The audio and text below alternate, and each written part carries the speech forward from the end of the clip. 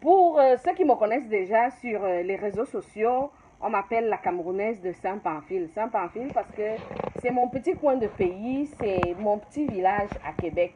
Donc j'aime bien ça, souvent dire que je viens de Québec. Et je suis la directrice du service de vulgarisation à la parentalité interculturelle. Je suis auteur de 2 livres. Le premier, c'est J'ai une leçon à donner à la vie en tant que femme. Et le deuxième, c'est Parentalité et multiculturalité. Euh, oui, parentalité et multiculturalité, n'est-ce pas? Définir la nouvelle grammaire de l'intégration des immigrants au Canada.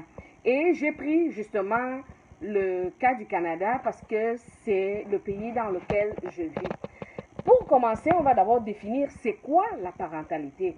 Comme je le disais, comme Christelle m'a présenté, comme spécialisée en parentalité interculturelle. Alors, on va commencer par définir le terme parentalité, parce que quand on entend parentalité, ça peut nous donner des idées, puis les gens peuvent se tromper. Bonsoir Anne, bonsoir à tous ceux qui arrivent, et puis bonsoir à toi mon frère Vivaldi. Ok. Donc, la parentalité est un terme qui, quand même, existe, on va dire, depuis les années 70, où vraiment on a commencé à parler de parentalité au niveau de l'Occident. Et parentalité veut dire tout simplement le rôle, n'est-ce pas, qu'un parent joue auprès de son enfant, en plus de la politique gouvernementale qui encadre le rôle de parent. Ok? Donc, je vais le redéfinir là. La parentalité, c'est le rôle que joue un parent auprès de son enfant et la politique, c'est-à-dire que la façon dont est régulé le rôle de parent par le gouvernement. C'est ces deux choses qui vont donc donner le concept de parentalité. Si on veut faire terre à terre, simple pour qu'on comprenne là, c'est dit que la parentalité veut dire que c'est la façon que toi, on t'a appris. Je suis la seule à avoir un problème de volume, je ne sais pas. Mais est-ce que vous m'entendez bien? Parce qu'il y a Linda qui dit, suis-je la seule à avoir un problème de volume? Donc, les autres, si vous avez aussi le problème de volume, ça signifie que c'est peut-être moi qui parle à voix basse ou alors le problème est de l'autre côté, je ne sais vraiment pas. Mais signalez-moi si vous n'entendez pas bien, ok? Mel dit oui, mais je ne sais pas le oui. 5 sur 5, ok. Ça signifie que Linda, il faudrait que tu regardes de ton côté pourquoi est-ce que tu n'as pas le volume. Ok, merci à toi Christelle. Donc, si on veut parler terre à terre comme au Camer, on va dire que la parentalité, c'est la façon qu'on t'a demandé d'être parent là. Hein? Le gouvernement veut que tu joues ton rôle de parent comment? Et l'éducation que toi tu as reçue pour être parent. C'est ça qu'on appelle la parentalité. Et quand on parle maintenant de parentalité interculturelle, le concept veut tout simplement dire que c'est la façon d'être parent pour quelqu'un qui n'est pas dans son pays d'origine. Donc, nous, par exemple, pour la plupart qui sommes dans ce groupe, on est des immigrants. Nous sommes des migrants et des immigrants parce que chacun a son histoire. Donc, c'est ça la parentalité interculturelle. Et alors, il faut qu'on définisse d'abord le rôle de parent, n'est-ce pas? C'est quoi un parent? Bon, on va avoir 3 catégories de parents. Il y a des parents qui sont des géniteurs, c'est-à-dire que ceux qui ont donné la vie. La plupart d'entre nous sommes parents parce qu'on a donné la vie à nos enfants. Ok? Il y a une deuxième catégorie maintenant qui sont des parents adoptifs. Dans les parents adoptifs, c'est-à-dire que vous n'avez pas donné la vie, mais vous remplissez le rôle de parent auprès d'un enfant. Souvent en Afrique, nous autres au Cameroun, on sait l'enfant de ta soeur est ton enfant, l'enfant de la voisine même devient ton enfant. Toi-même, tu es l'enfant de tous les oncles, tous les tontons et les tatas qui existent. Donc, cette deuxième partie-là, c'est ça qu'on appelle les parents adoptifs, ok? Et les parents adoptifs, il y a 2 catégories. Il y a des parents adoptifs parce que ces enfants leur ont été confiés par, de façon légale. Ok, je ne peux pas avoir d'enfant ou alors je veux juste adopter. Je fais une adoption, n'est-ce pas? Hein? Et il y a des adoptions de cœur. C'est-à-dire que tu peux arriver à Québec, puis il y a une famille québécoise ou bien un ami, une personne que tu as rencontrée qui devient vraiment pour toi un membre de ta famille. Donc on va parler d'une adoption, mais qui n'est pas une adoption légale. Hein? C'est une adoption parce que cette personne-là va remplir le rôle de parent, même si vous n'avez pas des liens de sang. Et maintenant, il va donc avoir des parents de substitution. Ça, c'est la troisième catégorie. Les parents de substitution sont les institutions qui sont créées dans le but d'aider des enfants à avoir des parents. Et dans le cas du Canada, on va par exemple parler de la DPJ, qui joue le rôle d'un parent de substitution. Les centres de jeunesse aux États-Unis, il y a aussi toute une panoplie d'institutions qui jouent le rôle de parents. Donc voilà donc les trois catégories de parents que nous avons. J'ai dit ici qu'on a les parents géniteurs, on a les parents adoptifs, adoptifs légaux, ou alors de façon spontanée, nous-mêmes on s'arrange. Hein? Comme vous m'appelez Tata là, ça devient la famille, une fois là, le problème reste là. Et il y a des institutions, par exemple j'ai cité la DPJ, j'ai cité les centres de jeunesse, il y a même des orphelinats, parce qu'il y a des enfants qui se retrouvent sans parents, personne légalement qui les adopte, alors les institutions, on ne peut pas laisser les enfants là n'importe où, donc il y a des institutions qui vont jouer le rôle de parents. Et maintenant, qu'est-ce qu'un parent? Quelle est la définition qu'on peut donner à un parent? Un parent est une personne qui va jouer un rôle auprès d'un enfant. Mais il faut toujours qu'on tienne compte de quelque chose. Le rôle de parent dépend de l'endroit où on se trouve. Oui, les tuteurs et les tutrices sont Rachel K. Les tuteurs et tutrices, on va les mettre dans la catégorie de parents adoptifs, mais qui ne sont pas légaux. Parce que tu deviens clairement adoptif quand légalement on t'a confié cet enfant-là. Mais tant que ce n'est pas légalement, on va donc parler de tuteur. C'est pour cela que j'ai mis ça dans la catégorie de... On fait un arrangement. L'arrangement peut être entre nous ou alors l'arrangement peut être aussi au niveau de la justice, mais il n'y a pas la confirmation de l'adoption. En ce moment-là, tu es un tuteur. Et il y a même des tuteurs légaux. C'est-à-dire que tu peux remplir toutes les fonctions, mais légalement, tu n'es pas le parent de cet enfant-là. C'est pour cela qu'on parle de... oui, Rachel K, les tuteurs, oui, en tout cas, je pense qu'après, tu vas comprendre l'explication de tuteur. Et je vais parler des institutions. C'est ça la troisième catégorie de parents, ce sont les institutions. Donc, on va avoir toutes sortes de programmes qui vont être là pour pallier au manque, par exemple, du parent ou au manque ou de la société en général. Les problèmes, les causes peuvent être multiples. Alors, on évoluait pour dire que le rôle de parent est un rôle qui est un contrat social. Ça signifie quoi? Ça signifie que un groupe de personnes, n'est-ce pas, se sont assis et ils ont décidé du rapport qu'il devait avoir entre l'enfant et l'adulte. Ok? L'enfant et l'adulte.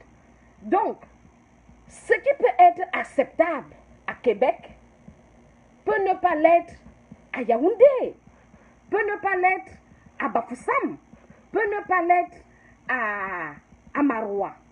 Pourquoi? Parce que c'est la société qui définit le rôle du parent.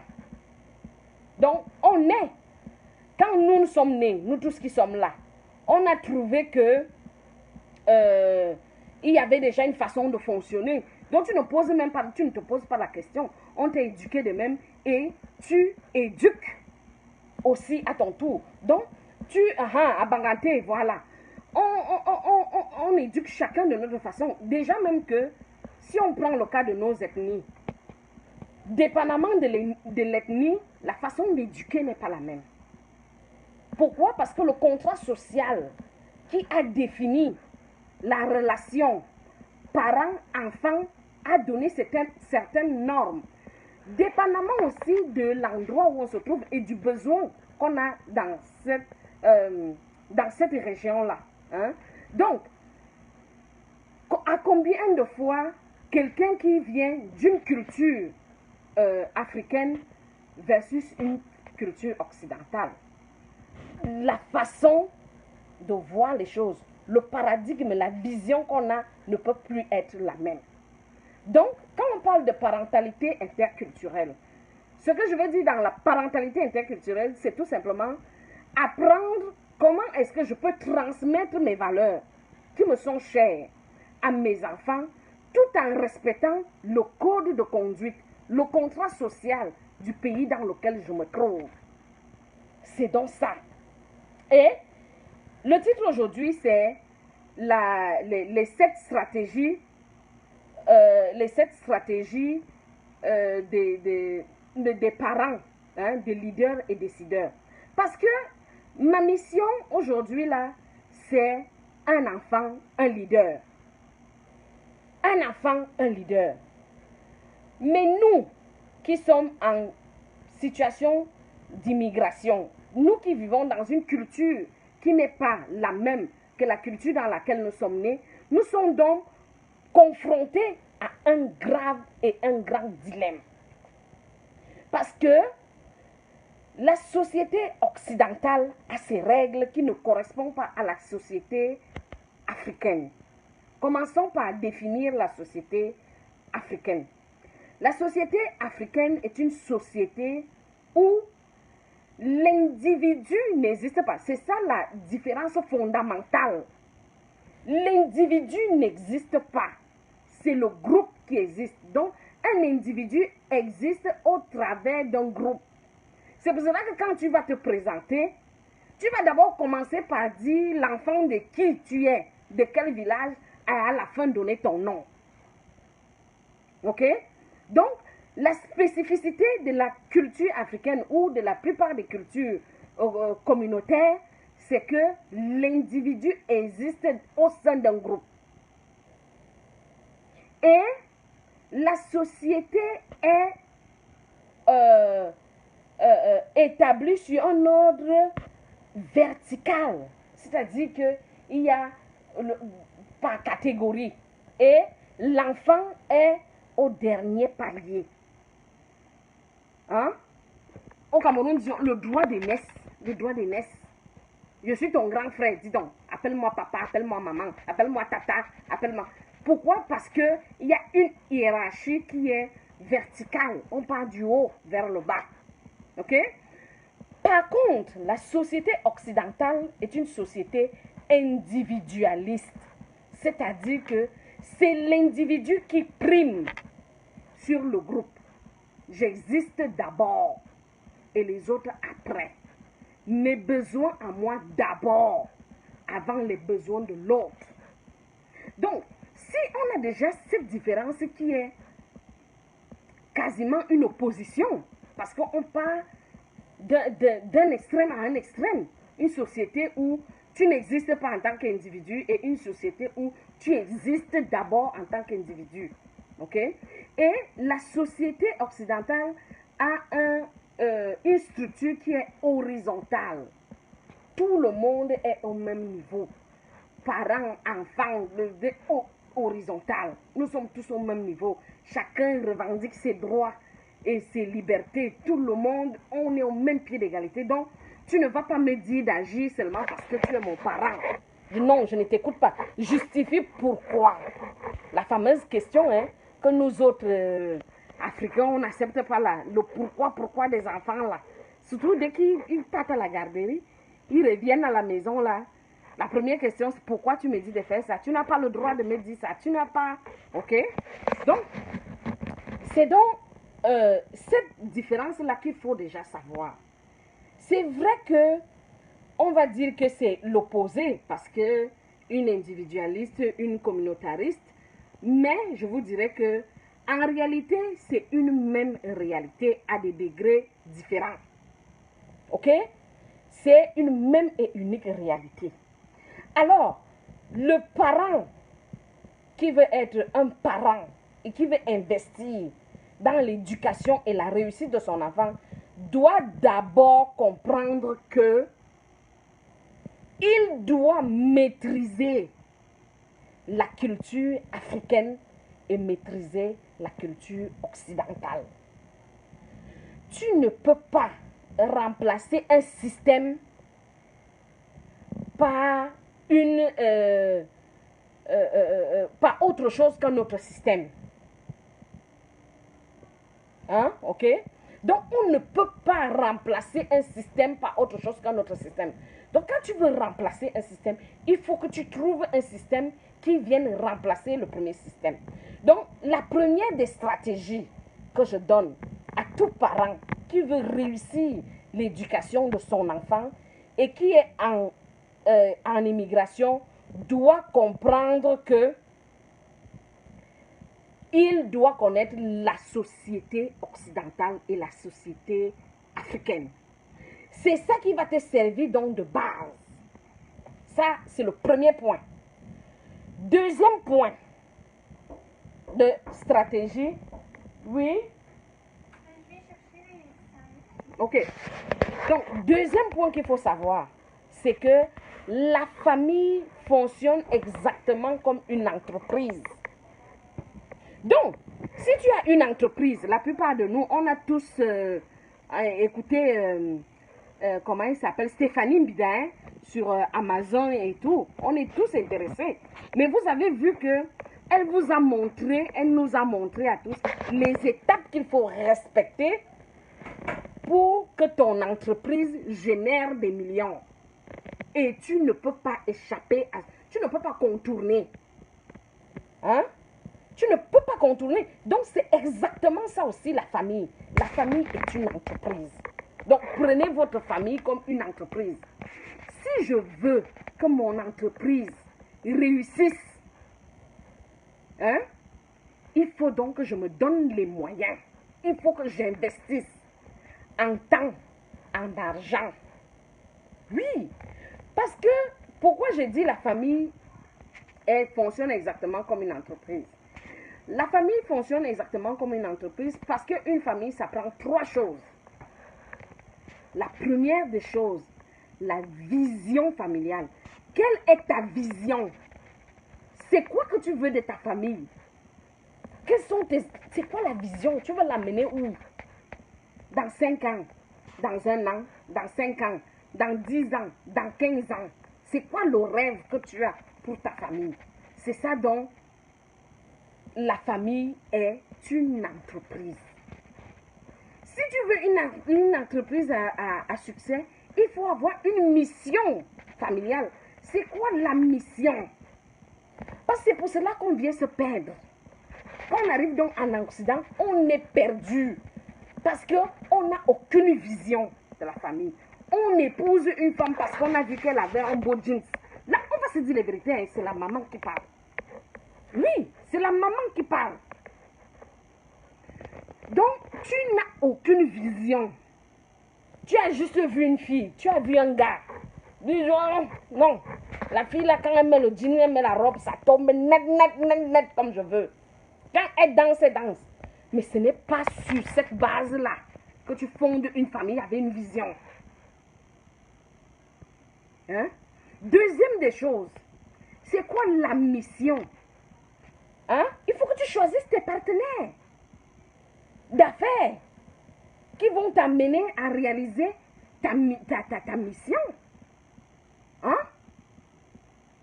Il faut choisir les partenaires qui vont t'aider à réaliser ta mission. Troisième des choses, ta culture familiale. La culture familiale, c'est quoi? Hein? Ta culture familiale, c'est quoi? Comment est-ce que j'interagis avec les membres de ma famille? Comment est-ce qu'on se définit comme membre de la famille? Quelle est notre culture familiale? C'est donc cette culture-là, quand ça va mal, quand c'est comment? On a eu notre frère qui est venu ici, Barrister, l'avocat, qui nous a parlé des conséquences du divorce. Il a pris le côté légal. Moi, je veux vous parler des conséquences du divorce au niveau des enfants. Parce qu'il ne faut pas oublier que le divorce, là, n'a pas que des conséquences matérielles. Il y a des conséquences émotionnelles. Il y a des enfants qui... C'est la société entière qui paye les frais des divorces. Hein? Non, envoyez les cœurs si ce que je dis a du sens. Hein? Envoyez les cœurs si ce que je dis a du sens. Ok? Donc, on a vu ces enfants. Si vous avez choisi le bon partenaire qui va vous aider dans votre mission, qui est votre mission, et que vous avez aussi une culture, même si vous divorcez, ça va bien se passer. Hein? Ça va bien se passer. Ça va bien se passer parce que on regarde tous la même chose. On regarde tous, on va dans la même direction. Tantôt quand on a mis la photo, j'ai mis la photo, ma photo, et puis la photo de mon deuxième livre, qui est Parentalité et multiculturalité. Et quelqu'un a écrit comme commentaire en bas, je ne me souviens plus c'est quoi le nom, que est-ce que c'est les deux parents à gauche qui ont eu les enfants? Ok? C'est sûr, on est là pour faire de l'humour, il faut qu'on se dise les choses et tout. Mais la photo est très parlante. Parce que vous voyez que sur ces photos, il y a moi, mon chum, mes deux enfants, puis les parents à mon chum.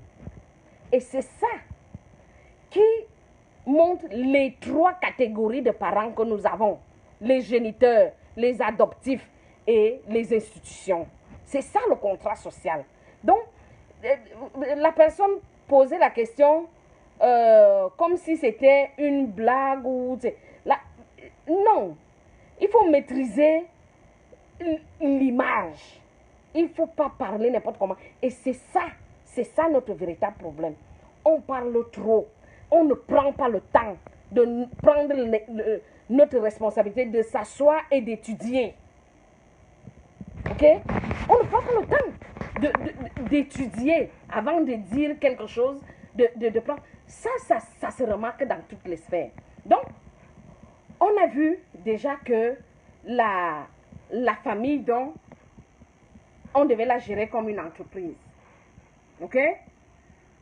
Troisième des choses, troisième stratégie que je vous donne. Hein? Troisième stratégie que je vous donne, c'est que vous devez, n'est-ce pas, être vous-même le leader que vous voulez que vos enfants soient. Les enfants apprennent par mimétisme. L'enfant ne fait pas ce que tu lui dis. L'enfant fait ce que tu fais. Hein? C'est pas ça? Hein? Non. Non, on est là pour se dire des choses. On est là pour se dire des vérités. Et ceux qui me connaissent déjà savent que c'est pour cela que je dis toujours, je suis une personne radicale. C'est-à-dire que je vais à la racine. Je vais chercher les choses en profondeur. Ok? On n'est pas là pour... Parce que qui aime bien châtie bien. Ok? Si on veut réussir, n'est-ce pas? Il faudrait qu'on prenne nos responsabilités. Le moment n'est plus de jouer les victimes. Il faut qu'on prenne notre vie en main. Et notre vie en main, ça commence par l'autonomie, la responsabilité. Donc, je dis donc que nous voulons que nos enfants, n'est-ce pas, épousent notre vision, notre mission, notre culture, alors que nous-mêmes, nous ne vivons pas ça. Je vais prendre un exemple concret. Combien d'entre vous, hein? Ah, Hector Herman Ditche dit que, attendez un instant, ouais, Tata, voilà ça que nous explique maintenant. Non, on a juste vu les photos et on se posait aussi des questions. Oui, je comprends très bien, je ne sais pas un coup de gueule, je l'explique tout simplement. C'est ça aussi qui fait le débat, hein? C'est samedi soir, c'est samedi soir, hein? Donc, l'enfant qui apprend donc par imitation et chaque jour, tu dis vraiment, les Africains, hein, les Camerounais, là, vraiment, les Camerounais, je n'ai jamais compris. Si on t'explique le Cameroun et que tu comprends, c'est que tu n'as pas, on ne t'a pas bien expliqué. Tu commences à dire ça. Et après, tu dis que ton enfant n'aime pas le Cameroun, il ne va pas retourner au Cameroun. Le Cameroun ne lui dit rien. Est-ce que vous ne voyez pas qu'il n'y a pas, il y a une adéquation entre ce que tu dis et ce que tu demandes à l'enfant de faire?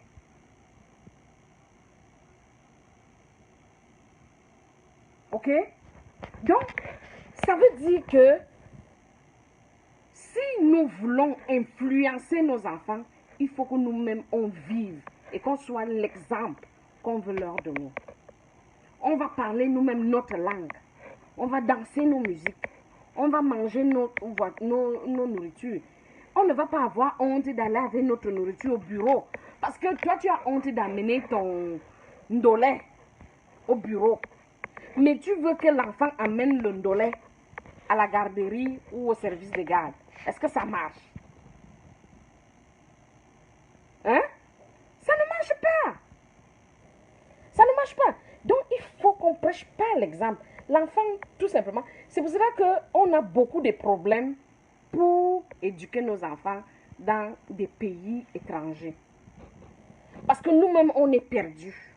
On n'a pas défini notre vision, notre mission et notre culture. Donc, on vit en déphasage. C'est pour cela que tu vas crier, tu vas battre, tu vas taper. Parce que tu n'as pas un autre moyen de faire. Donc, là, on est déjà à la troisième stratégie. Hein? On est déjà à la troisième stratégie. Pour ceux qui parlent la langue là, quand vous êtes à la maison, vous parlez à l'enfant en patois. Mais dès que vous arrivez devant les gens, tu engages le français ou bien quelqu'un arrive là, tu commences à parler en français. Le message subliminal que tu envoies à cet enfant, que son cerveau enregistre, c'est que c'est une langue de la honte. Quand il y a d'autres personnes, on ne parle pas ça. Moi, je vais vous donner un exemple. J'ai mon premier fils, c'est déjà un grand garçon. Mais quand on me convoque à l'école, pour X ou Y raison, ou bien on est devant un entraîneur, n'est-ce pas? Je parle. Quand le coach traduit, il dit en français que, oh vraiment, Nathan, ça va bien, mais par contre, il faudrait qu'il travaille. Je réponds en néondo directement. Est-ce que tu as bien compris ce qu'on dit? La personne, oui. Et j'enchaîne. La personne est consciente que ce n'est pas parce que je ne parle pas français ou que je ne connais pas le français. Mais je valorise ma langue. Donc, quand je suis avec mon enfant, on est dans la voiture. Parfois, parce qu'on fait souvent du covoiturage avec les... Aka. Ma ne met plus nos secrets ici dehors. Qui parle de secrets? Ok. Donc, parlez à vos enfants en langue, même devant des étrangers. Il n'y a pas de honte à ça. C'est ça qui va faire en sorte que, au début, surtout quand ils sont jeunes, ça les gêne un peu, mais à un moment donné, ils vont prendre même l'envie. C'est même eux qui vont vous parler en patois devant leurs amis, parce qu'ils veulent démontrer à leurs amis qu'ils parlent la langue. Et quand vous vendez même ça à vos enfants, dites-leur que tu as un avantage, toi, de parler 3-4 langues. Les autres ne parlent peut-être qu'une ou deux maximum. Hein? Ok, je n'ai pas lu le problème de Bora que tu peux mettre no way dehors, non. Et qui, je ne sais même pas de quoi vous parlez. Je ne suis même plus avec vous là-bas. Donc, on va maintenant voir, on a parlé maintenant de la stratégie d'être un modèle. Autre chose qu'il faut savoir, c'est qu'il faut maîtriser la communication. Comment est-ce que fonctionne la communication? Comment on communique? La communication verbale, la communication non verbale. OK? Parce que... Ah, voilà, c'est devant. OK. Bon, ça, ce sont déjà les commentaires. OK. Donc, une autre des stratégies qu'on va avoir, c'est la maîtrise de la communication. La communication verbale et la communication non verbale. Et pour ceux qui le savent déjà, comme moi, et vous tous, je sais que vous le savez, tout ce que je vous dis aujourd'hui, vous le savez. C'est juste un rappel. OK? Donc, il faut maîtriser la communication non verbale. Parce que les mots en eux-mêmes, le son qui sort en lui-même ne veut rien dire. C'est les connexions du mot, l'image que le mot renvoie, qui nous envoie le message. Hein? C'est ça qui nous envoie le message. Et qui? Quelles 2 minutes de folie? Ok. Donc, c'est ça qui nous envoie le message. Donc, quand tu vas apprendre comment est-ce que je communique de façon à envoyer le bon message et que mon enfant interprète exactement le message que je vais lui envoyer. Nous qui avons grandi au Cameroun, parfois ton père n'avait pas besoin de sortir un mot de sa bouche. La façon qu'il te regardait, le message se rendait. Donc toi-même tu comprenais qu'il veut me dire ça, ou ta mère. Donc il faut maîtriser la communication, le langage, le verbal, le non-verbal. Il faut connaître le langage intrapersonnel et interpersonnel. Comment est-ce que je communique avec les autres autour de moi quand je veux faire passer un message? Comment est-ce que je communique avec moi-même? Parce que vous devez apprendre à vos enfants à communiquer d'abord avec eux-mêmes avant de communiquer avec les autres. Parce que si tu ne communiques pas avec toi-même, tu n'es pas capable de déceler les émotions qui t'animent. Tu n'es pas capable de comprendre. Hein? Tu n'es pas capable de comprendre qu'est-ce que tu vis. Tu n'es pas capable de l'expliquer. Tu ne peux pas expliquer ce que tu ne connais pas. Un ami m'a traité de sale nègre, de négresse, de négro. Comment tu t'es senti? Si l'enfant ne peut pas mettre le mot, comment il s'est senti, il va avoir beaucoup de problèmes. Parce que souvent, on remarque ça à l'école. Quand ton enfant revient à la maison, il te dit vraiment, moi je ne veux plus aller à l'école là-bas, là. Les amis ne sont pas gentils, ils m'insultent, ils font. Mais si tu lui poses la question, ils te disent quoi? Et comment tu te sens? Cet enfant n'est pas capable. Et c'est pour cela que parfois l'intervenant, le professeur, l'encadreur, le coach, n'est pas capable d'aider votre enfant. Parce que votre enfant ne donne pas la juste mesure.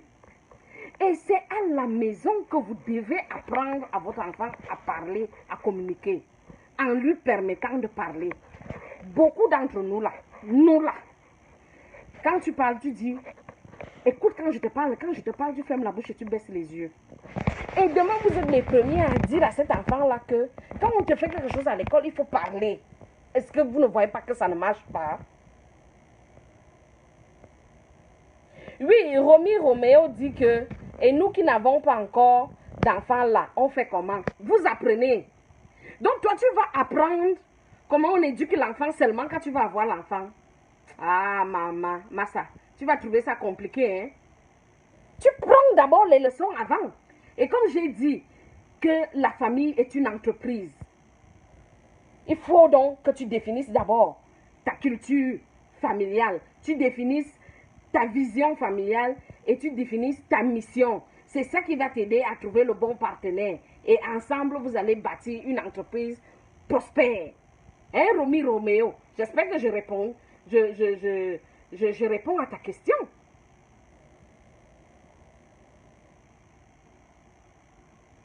Bon, attendez.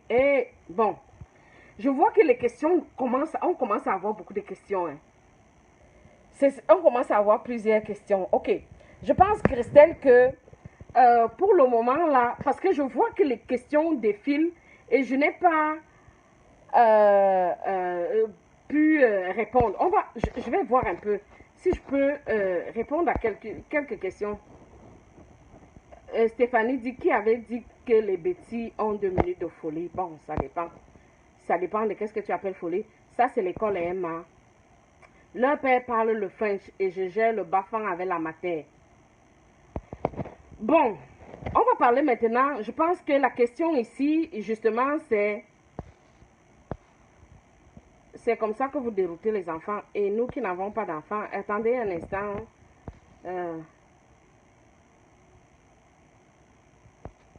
Attendez un instant, ma Christelle, il faut qu'on ralentir un peu avec les cœurs. On veut être concentré. Ya. Tata têtu. Ok, écoutez. La même question. Si ton mari et toi n'avaient pas le même village et que chacun ne connaît pas pour l'autre, quelle est la langue qu'il faudra apprendre à l'enfant? Ce qu'il faut comprendre, c'est que je suis sûre qu'autour de vous, vous connaissez des gens qui parlent 4 langues, qui parlent 5 langues. Ce n'est pas impossible. Les enfants s'adaptent tellement vite. Moi, je suis dans une union interculturelle. Quand je parle, surtout quand je veux que ça pénètre là, je parle en ma langue. Et les enfants comprennent. Moi, j'ai une camarade de classe, peut-être même qu'elle est là-dedans, je ne veux pas citer son nom. Son père était Boulou et sa mère était de l'Est. Mais mon amie parle les 2 langues couramment. Et surtout elle a eu cet avantage que ses 2 grands-mères, c'est-à-dire la grand-mère maternelle et la grand-mère paternelle, vivaient avec eux. Donc, tu ne pouvais pas demander à une maman, par exemple, de 70 ans de commencer à apprendre la langue de l'autre. Donc, elle était obligée, quand elle parle avec sa grand-mère Maka, de parler le Maka. Et quand elle parle à sa grand-mère Boulou, de parler Boulou. Les enfants apprennent vite. Donc, tu apprends, c'est ta responsabilité à toi.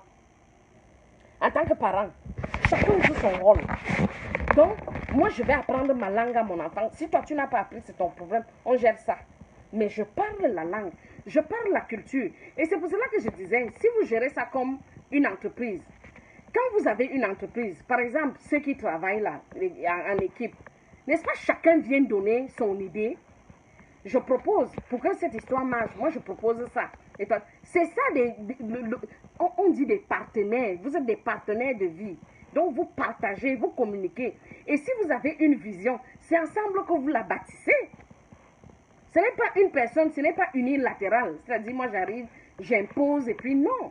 On discute et c'est ça qui fait en sorte que l'entreprise prospère. Parce que quand on est face à une difficulté, un obstacle, on s'assoit et puis on voit comment est-ce qu'on peut faire pour que ça fonctionne. Donc j'espère que j'ai répondu à Christelle Cindy qui pose la question. Ok.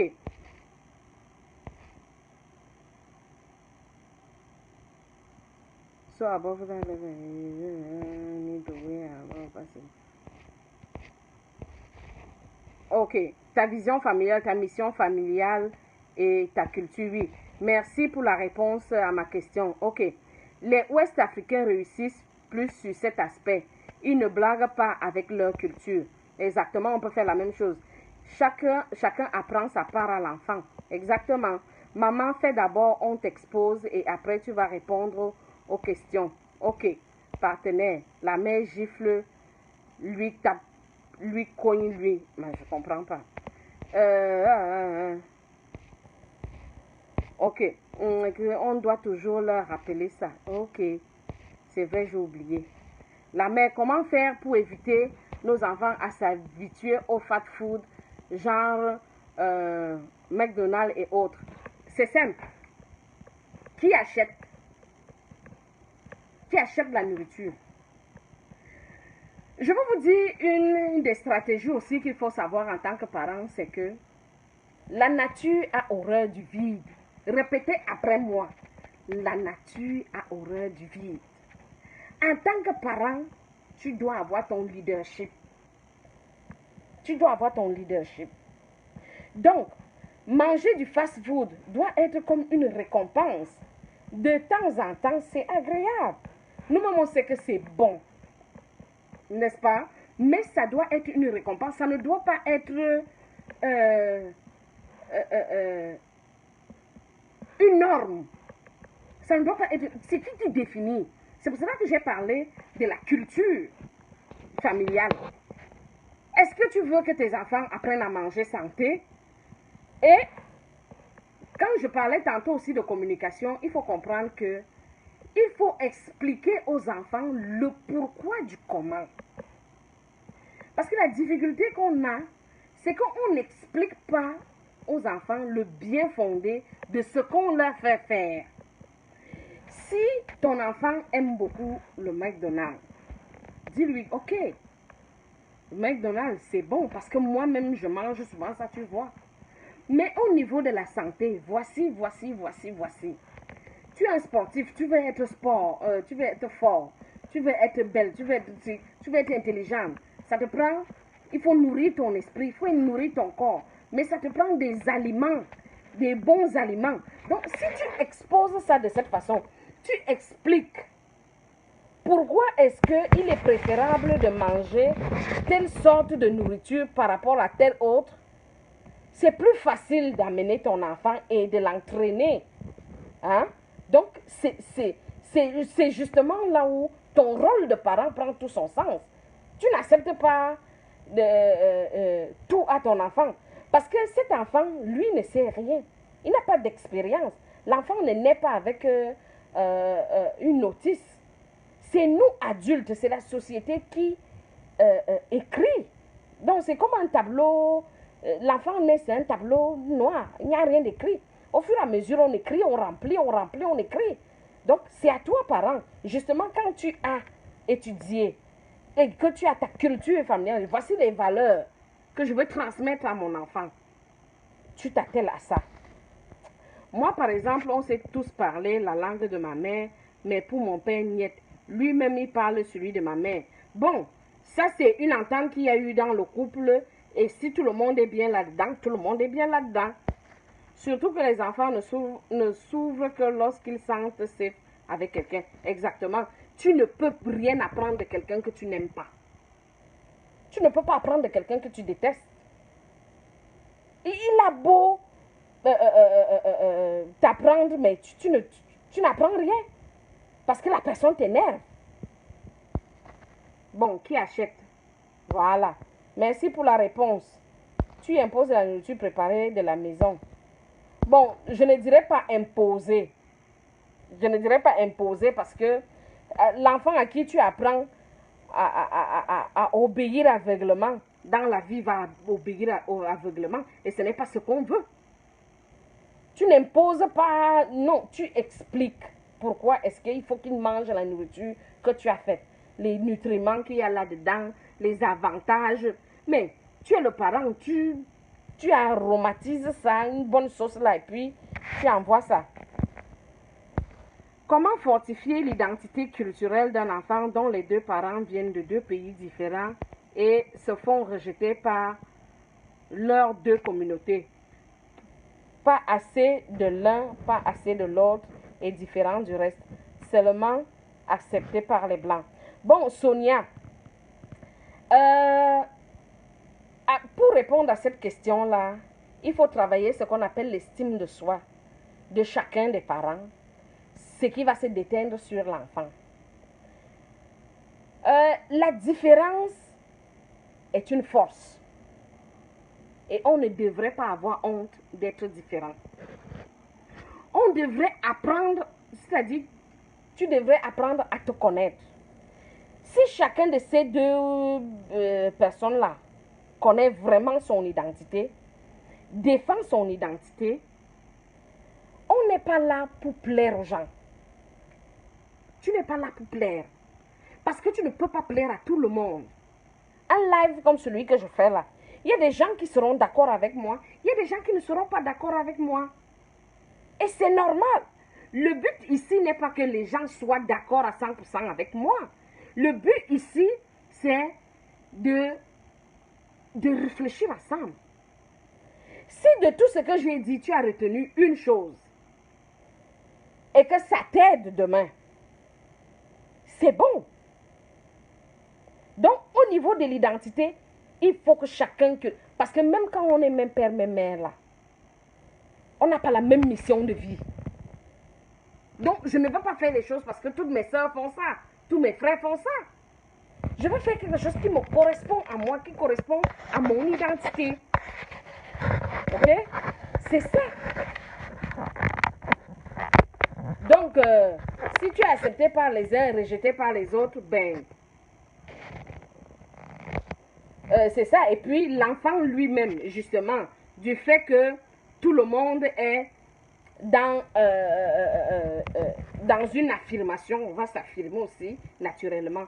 Et souvent, les gens voient en nous ce que nous-mêmes, nous voyons en nous-mêmes.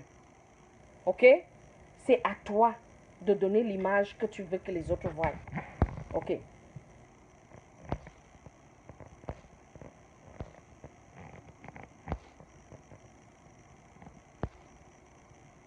Bon, il y a des enfants, tu vois. Mais bon. Oh. Ok. Donc, maintenant, on va continuer avec les stratégies parce que je pense que le temps commence à aller. Ça fait peut-être plus du... je ne sais même pas combien de temps on a déjà mis là, mais ça commence à faire beaucoup. Alors, je disais, on était rendu à... il faut être un modèle pour nos enfants.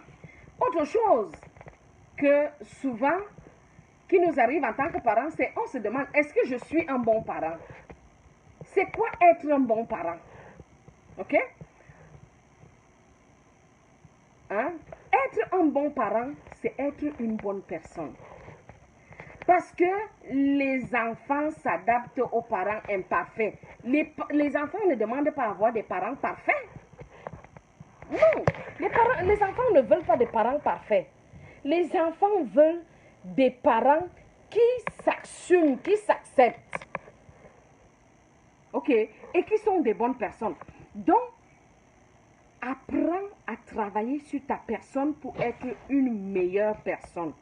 Si tu es une bonne personne, c'est-à-dire tu as les valeurs à la bonne place, les valeurs, l'amour, le respect, l'entraide, la solidarité, la bienveillance envers toi-même et envers les autres, quelles valeurs on peut, le partage, automatiquement tu deviens un bon parent. Parce que c'est ces valeurs-là que tu vas transmettre.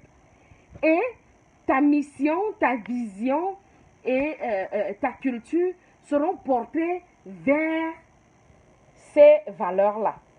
Donc, ça, c'était la 4e stratégie. C'est que pour être un bon parent, il faut être une bonne personne. 5e stratégie, ok? La 5e stratégie, c'est il faut se concentrer sur les forces de l'enfant et non sur ses faiblesses. Oui, il faut se concentrer sur les forces de l'enfant.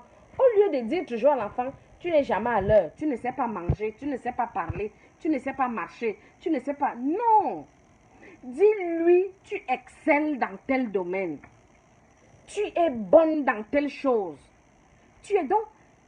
valoriser les forces que cet enfant a déjà. Tout en lui disant quelles sont ses faiblesses. Mais il ne faut pas concentrer l'énergie sur les faiblesses. Il faut concentrer l'énergie plutôt sur les forces et rappeler les faiblesses. De telle sorte, c'est ça aussi qui donne l'estime à cet enfant-là. Parce qu'il ne voit pas juste qu'il est un bon à rien, qu'il n'est capable de rien faire, qu'il n'est pas ceci, qu'il n'est pas cela. Il voit d'abord ce qu'il est capable de faire. Il voit d'abord ce qu'il est capable de faire. Et après, il reconnaît les faiblesses qu'il a. Donc, pour éduquer des enfants qui sont des leaders, il faut travailler, mettre le plus d'énergie possible sur leur force et leur rappeler leurs faiblesses. Hein? Ok. Donc, travailler sur les forces. Ne pas négliger les faiblesses, mais de temps en temps parler des faiblesses. Ok. Donc, Aïe, tu es bon, tu es super, tu es meilleur, tu es la meilleure dans tel domaine, mais tel domaine-là, concentre-toi un peu. C'est ça, travailler l'estime de soi de cet enfant. Cet enfant-là va être, il va avoir un mental d'acier parce qu'il connaît ses forces. Et il va, voilà. Donc, écrivez ici, je veux que tout le monde écrive, je vais me concentrer sur les forces de mon enfant. Concentrez-vous sur ses forces et rappelez-lui ses faiblesses. Ça, c'est la 5e stratégie. La 6e stratégie qu'on va avoir ici, n'est-ce pas, c'est d'apprendre à notre enfant à exceller dans tout ce qu'il fait. L'excellence, pas l'à peu près. Hein? Il faut apprendre à l'enfant à exceller. Tu dois exceller dans un domaine. Tu ne dois pas être excellent partout. Mais il faut que tu aies un domaine que quand tu parles de ce domaine-là, quand tu fais quelque chose, tu pratiques, tout le monde dit que jalousie à part. Non, tu connais ta chose, toi. Vous comprenez? Ça, c'est l'une des stratégies. Voilà encore là où cet enfant va aller gagner en estime. Parce qu'il domine dans un domaine. Ne cherchez plus les généralistes là. On ne veut plus les généralistes. Dans la communauté, vous n'allez pas peser. Ces enfants n'auront pas d'estime. Il faut... Tu observes ton enfant. Tu vois ses aptitudes. Tu discutes avec. Qu'est-ce que tu penses que on peut faire? Qu'est-ce que tu aimes faire? Tu regardes ses aptitudes. Et tu boostes. Ok? Tu boostes. Personnellement, moi, j'ai mes 2 enfants sont des étudiants athlètes. Physiquement, c'est des gars, c'est des enfants qui sont forts. Ils ont essayé tous les sports. J'ai essayé, regarde, ça fait ça. Non, dans leur domaine, ils sont bons. C'est pas passer sur leur main.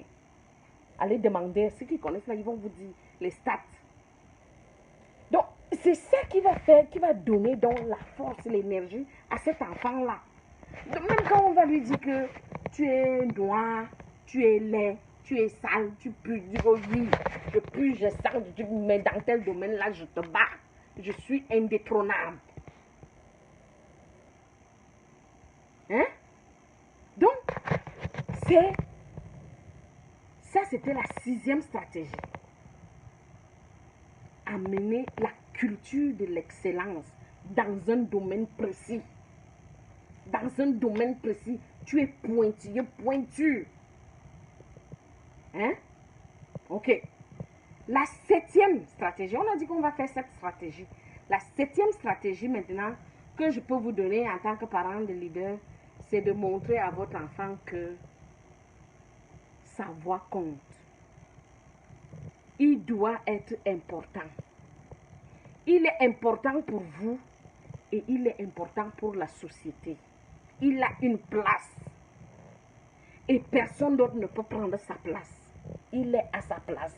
Et lui-même ne prend la place de personne. Donc, il n'a pas à se cacher. Ok? Ok? Donc, il faut absolument, 7e stratégie, montrer à votre enfant que sur cette terre, il a une place. Et il ne prend la place de personne. Et il ne vole la place de personne. Et lui-même, il ne peut pas... Non, il a sa place et sa parole compte. J'ai vu quelqu'un dire là que, oh, les enfants de ce pays, quand tu as A, ils disent B. C'est normal. Faites des débats. Dimanche, samedi, à table. Il y a un sujet qui passe. Donnez vos avis. C'est comme ça que vous allez cultiver ces enfants. Ils vont apprendre à débattre avec des idées, pas avec les coups de poing. Ils vont débattre, ils vont apprendre à discuter. Ils vont apprendre à aller chercher la bonne information. Ils vont aller chercher à valider leurs informations.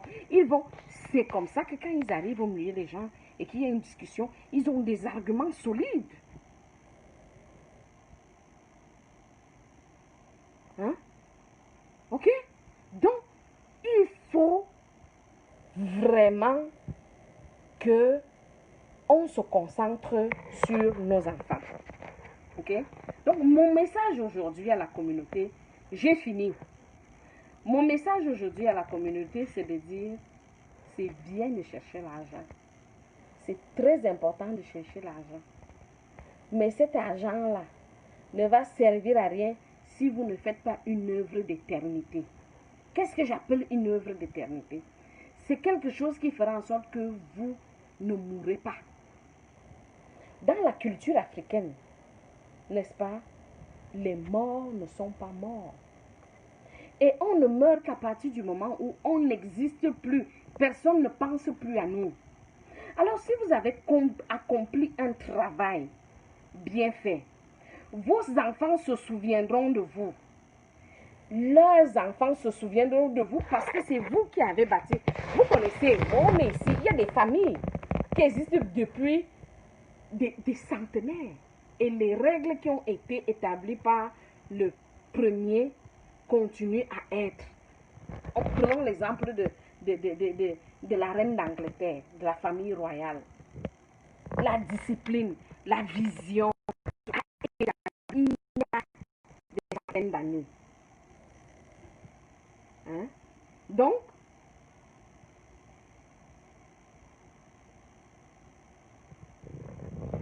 bon, ok. Donc, je vais terminer et puis s'il y a des questions, je vais donc prendre des questions. Donc, comme je disais, il faut avoir une vision, une mission et une culture. C'est ça qui va faire prospérer votre entreprise. C'est ça qui va faire en sorte que quand vous prenez une décision, la décision va toujours coller avec ces trois choses. Je ne peux pas travailler 70 heures semaine alors que j'ai deux enfants de 4 ans, de 6 ans et de 8 ans. Ça ne se peut pas. Si j'ai une vision, ça ne peut pas marcher. Parce que dans ces 70 heures-là, combien d'heures je donne, combien de temps de qualité je passe avec mes enfants, combien j'influence mes enfants, puisque je ne suis jamais là. Qu'est-ce qui va donc arriver? Comme j'ai dit d'écrire avec moi, la nature a horreur du vide. Quand il y a un vide, il va être comblé. Donc le vide de votre présence, le vide de votre manque d'engagement, le vide de votre manque d'éducation va donc être remplacé par la télévision, les réseaux sociaux et les voisins.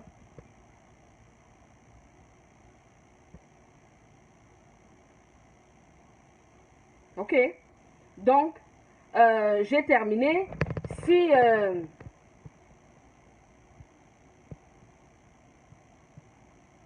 ok, donc... j'ai terminé. S'il y a quelques questions, vous pouvez prendre des questions. Mais pour ceux qui veulent approfondir vraiment sur le sujet, j'offre des accompagnements en groupe, en ligne. Je suis propriétaire de l'Académie Nandier. Il suffit juste de m'envoyer un message ou de prendre un rendez-vous et nous allons prendre le temps de parler. Et comme je dis toujours, la méthode d'éducation interculturelle a cette spécificité qu'elle s'adapte à chaque famille. Parce que je t'aide tout simplement à créer ta vision, ta mission et ta culture. Mais c'est toi. Et elle sera à ton image. Donc, ça ne peut pas être un coup où tout le monde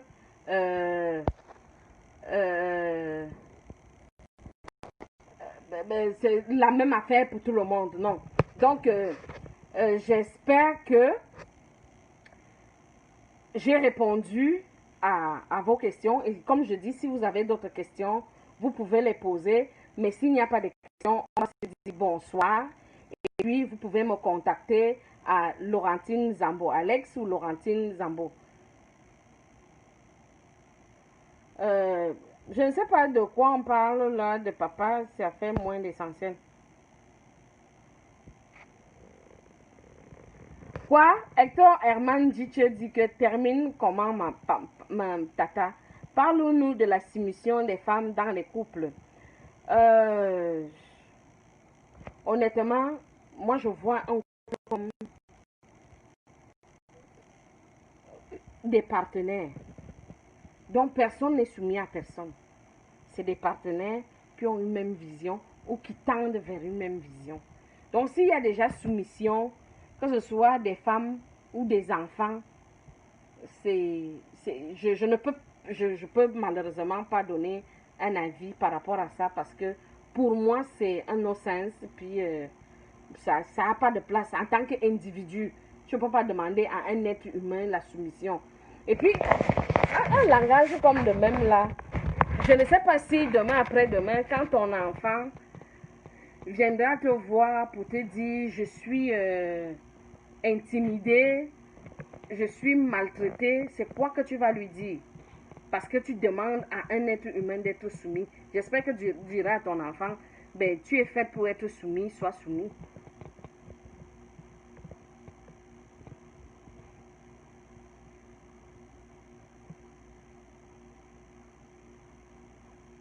Voilà. Donc, je pense que j'ai donné la réponse à Hector Herman.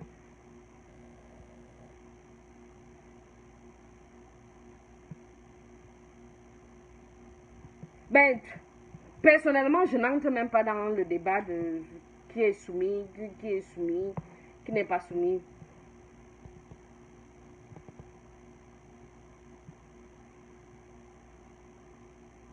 Ah, ok. Bon, je ne sais pas, Christelle, s'il y avait autre chose, mais pour ce soir, je pense que j'ai répondu à la plupart des questions qui m'ont été posées. Et comme je dis, si vous avez d'autres questions, vous avez juste à, à... Ah, elle me dit que ton adresse, pardon, je vais te livrer un bon champagne. Merci, merci. Donc, je ne sais pas. C'est une question de bon sens. Okay.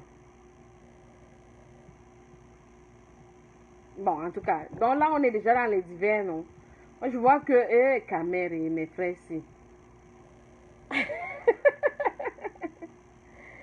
Aïe, aïe, aïe, aïe, aïe, aïe, aïe. Et,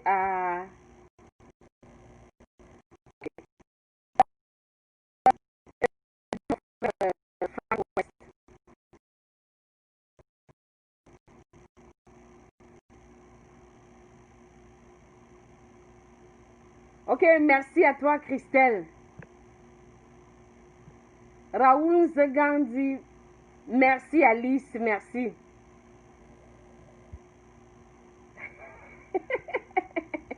Merci. Ok, donc si, comme je dis, si vous avez des questions, euh, Télac Célestin dit c'est mieux de laisser les enfants qu'on a eus en Afrique là-bas, non? Euh, non. Comme je dis, Célestin, souvent ce qui arrive, comme je pense que c'est toi qui as dit que ton enfant a préféré quitter la maison pour aller s'installer avec son copain, il faut d'abord voir les contours de l'affaire. Ton enfant a quel âge? Et puis, euh, quelles sont les raisons qui peuvent motiver un tel acte? Parce que ça, c'est ce qu'on appelle un conflit intergénérationnel. Pourquoi il y a conflit intergénérationnel? La première raison, souvent, c'est un problème de communication. Pourquoi? Parce que toi, parent né en Afrique, avec une certaine éducation, tu immigres, tu as déjà peut-être 30 ans et plus, ou parfois même 40 ans. Et cet enfant qui naît dans une culture, au début du différence fondamentale qu'il y avait entre les deux cultures. Donc, toi qui es parent, qui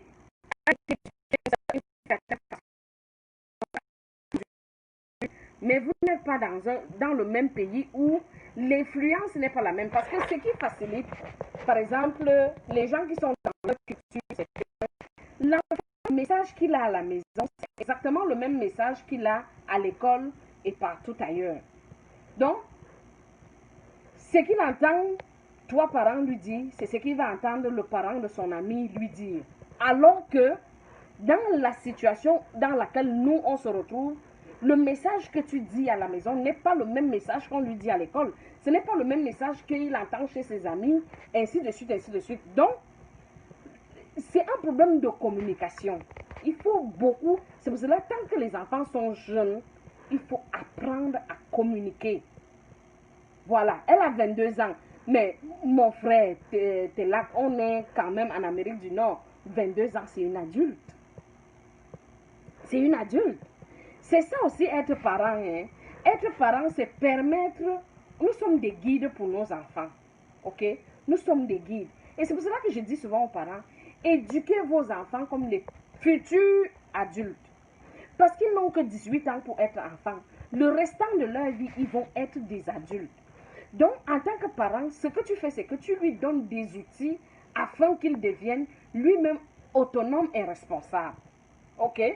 Donc, normalement, si tu as fait du bon travail, à 20 ans, quand cet enfant part, il est prêt. Et cet enfant doit savoir que même si je pars, si ça rame, je vais rentrer, mon père va m'expliquer, il va m'accompagner. Le rôle de parent ne finit pas parce que l'enfant est déjà adulte. Ce n'est pas parce que ton enfant est parti. Et puis, je vais même profiter aussi pour dire que on ne choisit pas quand est-ce que notre enfant est notre enfant. Les bons et les meilleurs moments, dans le meilleur et le pire. C'est même là où la phrase même doit exister. C'est même pas dans le couple. C'est entre parents et enfants qu'on doit dire pour le meilleur et pour le pire. Moi, je n'ai jamais entendu dire que l'enfant là était l'enfant d'un tel et ce n'est plus son enfant. Hein? Ok. Donc, c'est ça. À 22 ans, tu dois plutôt l'accompagner. Tu as décidé d'aller habiter avec ton chum, ton gars. Quelles sont tes motivations? Est-ce que tu as pensé? Pense à telle affaire, réfléchis. Si tu le vois faire comme ça, tu dois l'accompagner. Tu dois l'accompagner.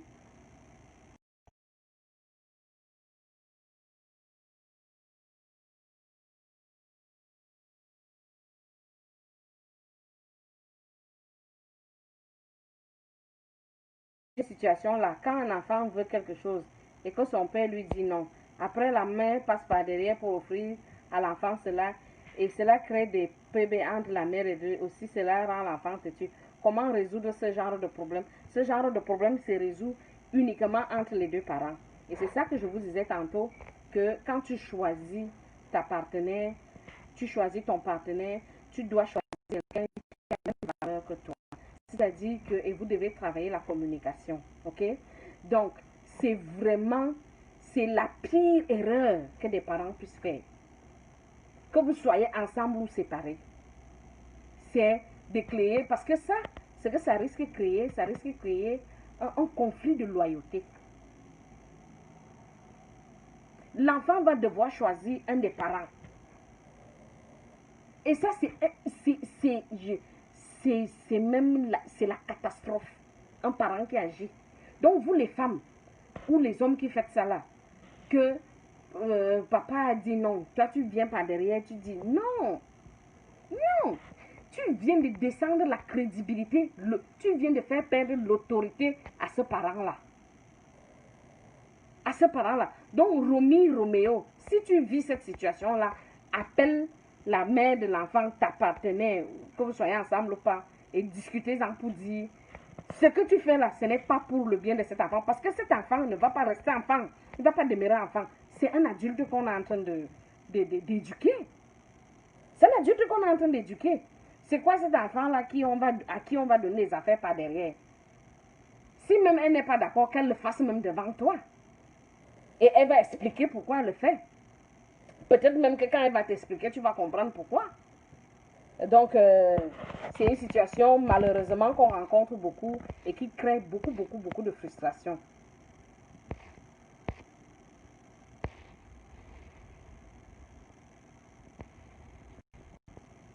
Donc, le problème, c'est parce qu'il est gagné. Mais arrêtez ça, arrêtez ça. On n'est plus à l'heure là.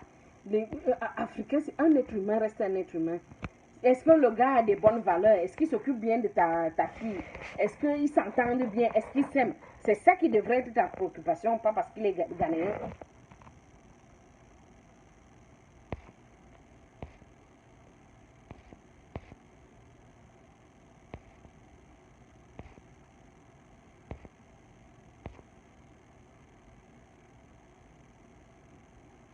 Voilà.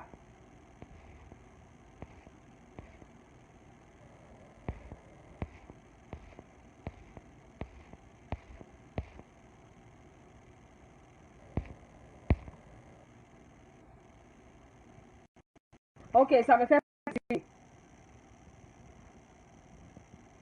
C'est ça, c'est vraiment le... Non. Et puis, quelque chose que j'aimerais quand même dire aux femmes aussi, hein, parce que la plupart des temps, c'est nous les femmes qui faisons ça là. Il faut donner la place au père.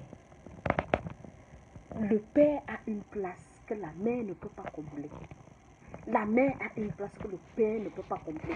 Je dis toujours, maman, tu ne peux être que la maman de... Même si tu élèves les enfants là seule, ne dis pas que je suis leur père, je suis leur mère. Non, tu n'es pas leur père. Tu ne peux être que leur mère. Tu fais ce que tu as fait en tant que mère. Le père ne peut pas être leur mère. Il ne va être que leur père. Donc même s'il dit que oh, ma femme m'a fait ça, moi, mes enfants, moi je suis pour eux, leur père et leur... Tu ne peux pas être à la fois le père et la mère. Tu ne peux être que soit le père, soit la mère. Donc les femmes, permettez aux hommes d'être des pères. Permettez aux hommes de garder leur autorité. Parce que vous devez comprendre que les enfants ont besoin du modèle masculin et du modèle féminin pour être des êtres équilibrés. Donc quand vous voulez assouvir vos vengeances, lucubres même, de grâce, gérez vos problèmes entre vous, laissez les enfants. Parce que ce sont les enfants qui payent les pots cassés. C'est les bandits là et machin là qui remplissent le pays, qui nous gâtent l'image. Parce que vous ne permettez pas aux pères d'être des pères. Si un gars, vous avez eu un enfant, il t'a laissé, il allait épouser une autre, c'est pas un problème. Toi-même, tu vas trouver pour toi. Mais s'il veut s'impliquer auprès de son enfant, ne dérange pas. Voilà juin qui commence. Depuis là, je n'ai vu personne souhaiter bonne fête des pères. Hein. C'est le mois de juin, le mois des pères. Donc, je vais vous tirer les oreilles. Voilà, j'allais même sauter ça. Permettez au père d'être père. Parce que vous, les femmes, vous croyez que vous êtes trop forte. Non, l'enfant est né, le gars veut fermer là, il va aller mettre les couches. Oh non, j'aime pas parce que tu ne sais pas mettre. Laisse-le apprendre. Comment? Laisse-le apprendre à mettre les couches. Si ça déborde, il va comprendre que ah, quand j'avais mis ça l'autre fois, ça avait débordé. Donc, cette fois-ci, il faut que je fasse attention. C'est comme ça qu'il va apprendre. S'il va manger, il manque du sel, c'est pas grave. On va manger ça. La prochaine fois, il va cette fois-ci, je mets bien. Et laissez dans la place, à sa place. Donc, si vous voulez être des parents de voir, vous allez vous allez venir avec vos enfants, si vous allez laisser les enfants. Maintenant, c'est chantage. Il a la tête. Oh, il fait du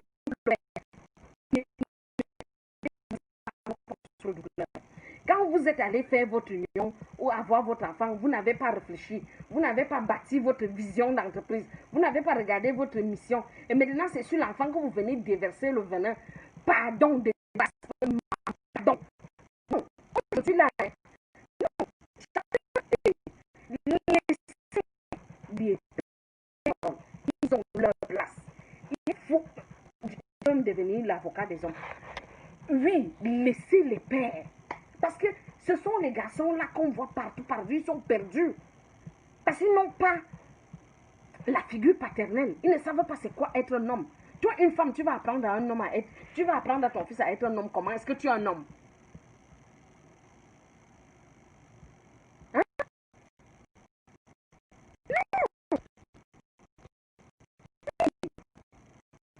Les enfants là, les petits garçons là, ils n'ont pas de... C'est quoi être homme?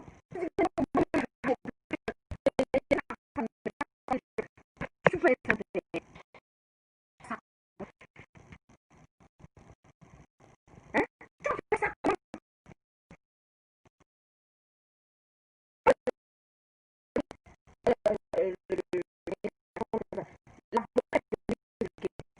J'ai vu déjà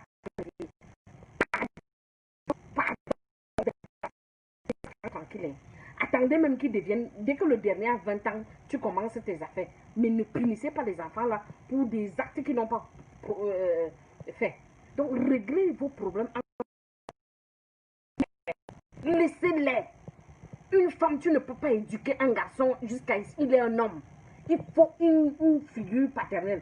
Vous allez me dire que nos mamans ont fait comment en Afrique. Ce que vous oubliez, c'est que nos mamans, il y avait nos oncles, il y avait les grands frères, il y avait les tontons, les grands-parents, le grand-père. La plupart d'entre vous, moi j'ai été éduquée et élevée par ma grand-mère. Donc, elle m'a appris c'est quoi être une femme. Hein? Il y avait mon grand-père qui était là. Les garçons ont appris à être des hommes parce qu'ils ont vu ce que mon grand-père faisait. Mais vous là, vous n'avez pas d'hommes aux alentours de vous qui vont démontrer et montrer à vos enfants comment est-ce qu'il faut être un homme. Vous vous targuez, vous comptez seulement les dollars dans vos poches. Les dollars là, hein, vous...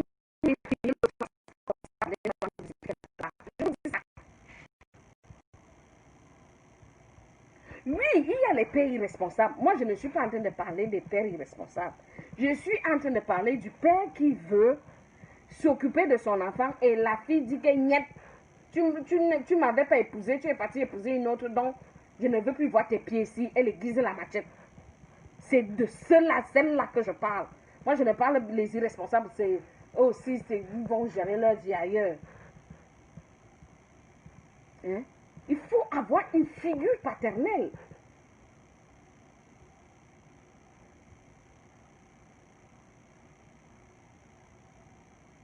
Voilà.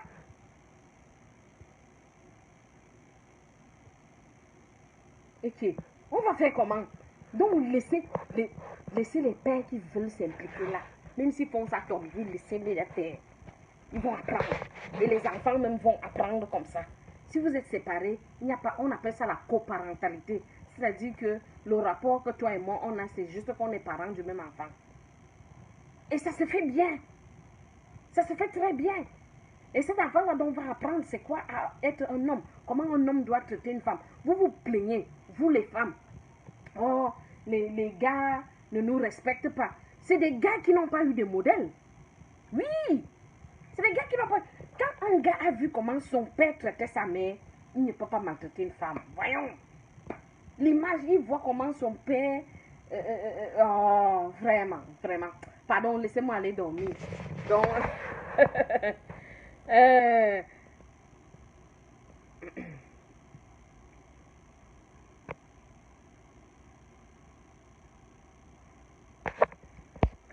ok, bon, Christelle, je veux vous souhaiter une bonne soirée. C'est fini. On a vraiment eu du bon temps et j'ai apprécié partager avec vous. Au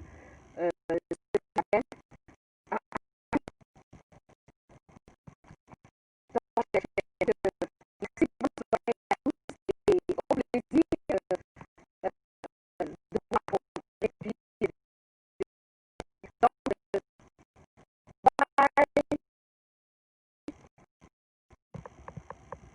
Salut, salut, bye bye.